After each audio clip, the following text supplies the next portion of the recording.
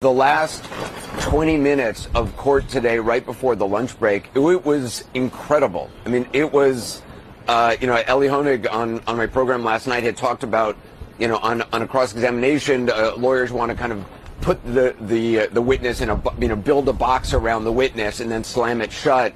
That's what Todd Blanche did to Michael Cohen. I mean, the story, the Todd Blanche just methodically went through this sequence of events of this phone conversation that Michael Cohen had testified to previously, that he had this consequential phone conversation with Donald Trump. It was a 90-second phone conversation. I believe it was October 24th was the date that was testified to in around 8 p.m. or so at night.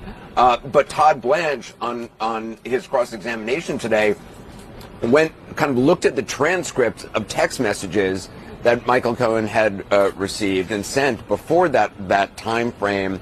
And there had been this series, I guess, of crank calls that Michael Cohen had received. It turned out to be from some 14-year-old. There was an exchange of messages between the alleged 14-year-old and Michael Cohen.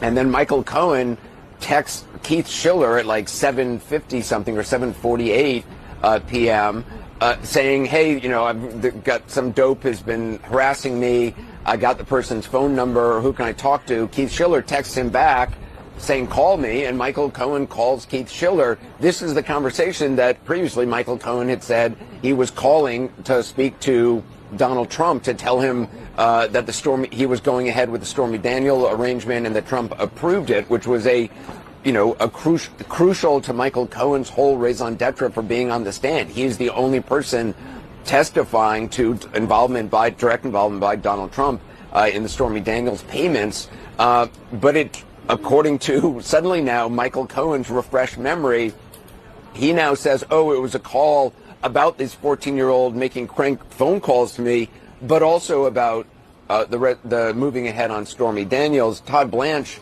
was incredulous.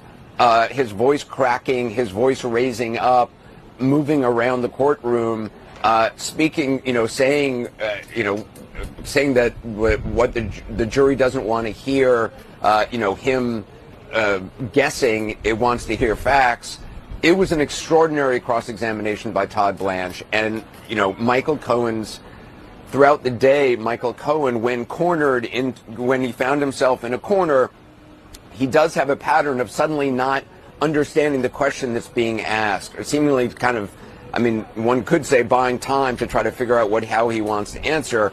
But he definitely suddenly starts to, have Todd Blanche repeat questions and say, I don't quite understand what you mean. I'm confused by the question. But this time, Michael Cohen was cornered in what appeared to be a lie, I think, to many in the room. And had to adjust suddenly his memory that he had just testified to on Tuesday.